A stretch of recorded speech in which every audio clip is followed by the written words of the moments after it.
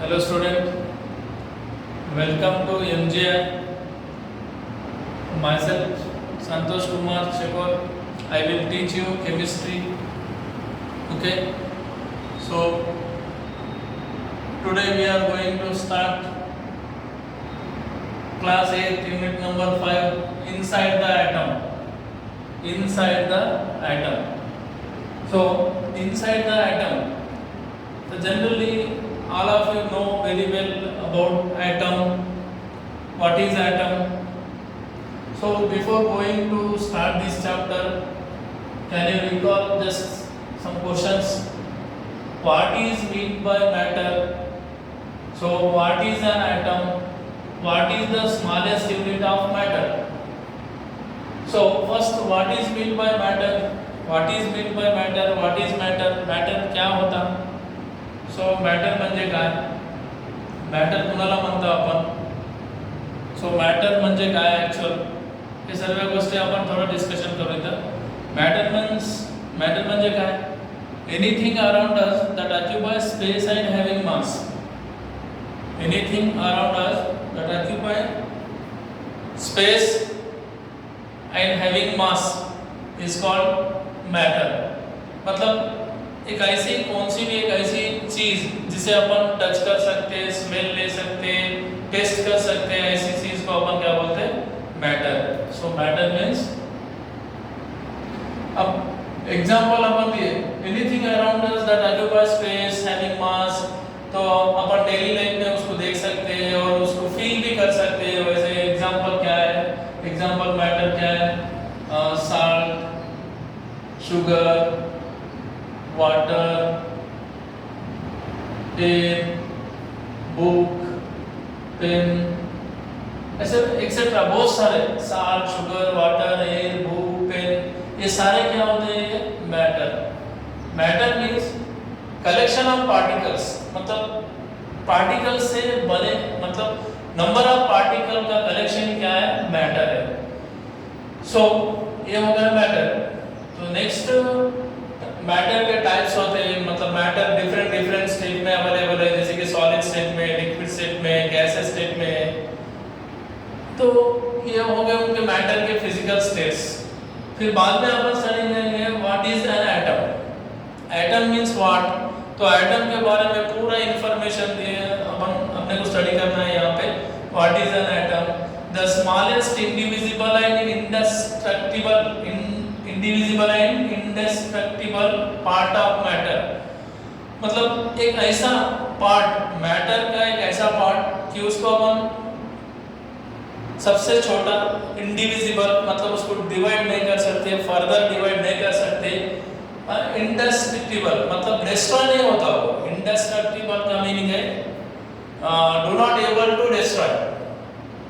सो ये हो गया एटम. मतलब ऐसा है.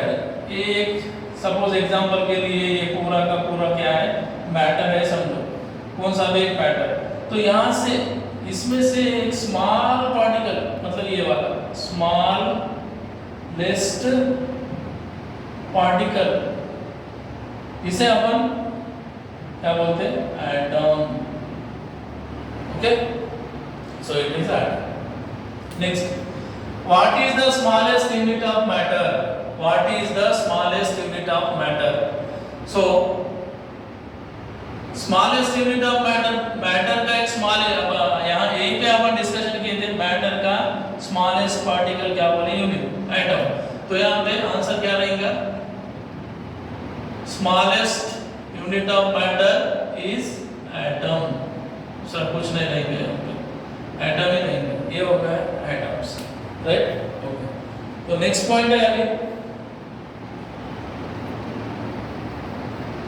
नेक्स्ट पॉइंट अभी एटम्स की डिस्कवरी. मतलब जो भी एटम्स है, अभी ये एटम का जो कॉन्सेप्ट है वो बहुत पुराना है. मतलब इंडियन फिलोसोफर जैसे कि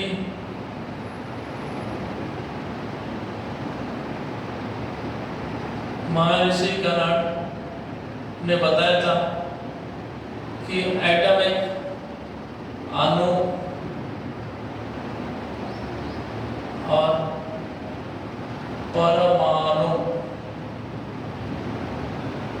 अणु और परमाणु। इंडियन फिलोसोफर महर्षि कर्नाड ने बताया था अणु परमाणु मतलब सबसे स्मॉलेस्ट पार्टिकल को अणु और परमाणु बोलते हैं। फिर इसके बाद हर एक इंडियन फिलोसोफर आए थे, इंडियन फिलोसोफर, तो उनका नाम क्या था बोले तो महर्षि कर्नाड ने बताया था एटम इज अ मतलब एटम को उन्होंने पहले ही बताया था अणु और परमाणु, अणु और परमाणु को क्या बोलते हैं एटम्स, प्रेजेंट डेज में एटम्स बोलते हैं महर्षि कर्नाड। उसके बाद में पदुका कत्यायामा बोल के एक साइंटिस्ट आया, उन्होंने भी बताया, इंडियन फिलोसोफर थे वो, उसने ये अणु परमाणु को इलाबोरेट किया और बाद में बताया कि ये ऐसा पार्टिकल है इसको अपन डिवाइड नहीं कर सकते, ऐसा बताया। बाद में ग्रीक फिलोसोफर में कौन सा साइंटिस्ट, डेमोक्रिटस, उन्होंने क्या बताया atom is a small particle of matter. So जो एटम जो वर्ड है in Greek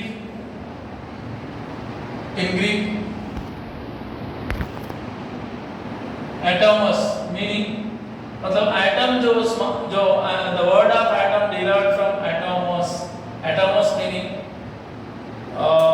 which cannot be further divided, मतलब उसको कट नहीं कर सकते अपन स्मॉल पार्टिकल में, फिर से इसको फर्दर डिवाइड नहीं कर सकते, ऐसा उन्होंने बताया। तो ये इंडियन फिलोसोफर, ग्रीक फिलोसोफर जो बताए वो ऑन द इमेजिनेशन फिलोसफी के बेस पे बताया, कुछ एविडेंसेस नहीं था उनके पास कि एटम एक स्मॉल पार्टिकल है और ये इंडिविजिबल है, ये सारी बातें उन्होंने ऐसे ही बताया था। बट आफ्टर एक्सपेरिमेंट मतलब इन्होंने जब बताया था तब कुछ इन्फॉर्मेशन नहीं था, जस्ट फिलोसफी के बेसिस पे उन्होंने बता दिया था एटम बोले तो एक स्मॉल पार्टिकल है और इसको फर्दर डिवाइड नहीं कर सकते और ये अपन उसको देख भी नहीं सकते, ऐसा उन्होंने जस्ट फिलोसफी के बेसिस पे बता दिया था। बट आफ्टर जैसे जैसे साइंस डेवलपमेंट होते गया तो जब जॉन डाल्टन साइंटिस्ट ने एक्सपेरिमेंटल के साथ एटम की पूरी इंफॉर्मेशन निकाली और जब उस टाइम में उनको जितना भी मालूम था एटम के बारे में उन्होंने अपने atomic theory Dalton atomic theory में बता दिया। So what is Dalton atomic theory मतलब डाल्टन ने जो बताया वो सारे के सारे पॉइंट्स उन्होंने यहाँ पे डिस्क्रिप्शन में लिख दिया, मैंने यहाँ पे देखो क्या क्या बताया था उन्होंने, मतलब उस टाइम पे एटम के बारे में जितनी भी इंफॉर्मेशन थी वो सारी इंफॉर्मेशन यहाँ पे बता दिया। देखो first, all the matter is made up of very small particles called atoms. All the matter is made up of very small particles called atoms. मतलब मैटर में जितने भी स्मॉल पार्टिकल है सारे के सारे कौन से एटम्स। राइट, सेकंड पॉइंट क्या बताया उन्होंने, atoms can not be divided, ये वाला atoms can not be divided मतलब जो अभी एटम है, सपोज ये एटम है तो इसको फर्दर अपन ऐसा डिवाइड नहीं कर सकते, मतलब जो पार्टिकल है एटम वही रहेगा, उससे हम छोटा पार्टिकल बना नहीं सकते, atoms can not be divided. So third point क्या बताया उन्होंने, atoms can neither be created nor be destroyed, मतलब एटम जो है वो वही रहेगा, मतलब वो एटम जनरली क्या बोलते हो, generally atoms are smallest unit of an element which may be independent or may not be independent, but they are always take part in chemical reaction, right, मतलब वो एक इंडिपेंडेंट भी हो सकते हैं और इंडिपेंडेंट नहीं भी रह सकते, जैसे कि अभी सर सारे के सारे एटम इंडिपेंडेंट नहीं रह सकते क्या बोले, तो ऐसा कुछ नहीं है। अभी पीरियोडिक टेबल में 118 एलिमेंट्स है, उसमें से कुछ एलिमेंट्स जैसे कि नोबल गैसेस है, आपको पता है helium, neon, argon, krypton, xenon, वैसे एलिमेंट्स जो है ना वो जो एलिमेंट्स है वो इंडिपेंडेंट एग्जिस्ट होते हैं, तो उनके एटम्स भी इंडिपेंडेंटली एग्जिस्ट होते हैं, पर स्टेबल होने के लिए वो जनरली कंबाइंड स्टेट में रहते हैं, इसलिए वो may not be independent but always take part in chemical reaction, chemical reaction में पार्टिसिपेंट होते ही रहते हैं। तो नेक्स्ट हो गया तीसरा पॉइंट, मतलब थर्ड पॉइंट समझ में आया, atoms can neither be created nor be destroyed. destroyed, मतलब एटम्स को क्रिएट भी नहीं कर सकते और डिस्ट्रॉय भी नहीं कर सकते अपन। ऑल द एटम्स, अभी देखो all the atoms, important point है, अच्छे से सुनो। All the atoms of given element are identical, मतलब अभी तुम एक एलिमेंट लिए, अभी कौन सा भी एक एलिमेंट लिए, सपोज तुमने ऑक्सीजन ले लिया, ऑक्सीजन एलिमेंट ले लिया अपन, तो ऑक्सीजन एलिमेंट में जो भी ये छोटे पार्टिकल्स है, एक एलिमेंट में मिलियंस ऑफ पार्टिकल्स रह सकते हैं, ऐसा कुछ नहीं है, कितने भी पार्टिकल्स रह सकते हैं। मतलब अभी ये जो है ये पूरा का पूरा एलिमेंट है, और इसमें एलिमेंट में ये जो ये दिख रहे हैं ये एटम्स ऑफ ऑक्सीजन, एटम्स है, ये पूरे के पूरे एटम्स है। तो फिर अभी एलिमेंट एटम्स ऑफ, ये सारे के सारे क्या है, एटम्स है, किसके, ये ऑक्सीजन एलिमेंट के, एटम्स ऑफ सेम एलिमेंट, तो इनकी क्या रहेंगी, same, atoms of same element having same size, same mass and same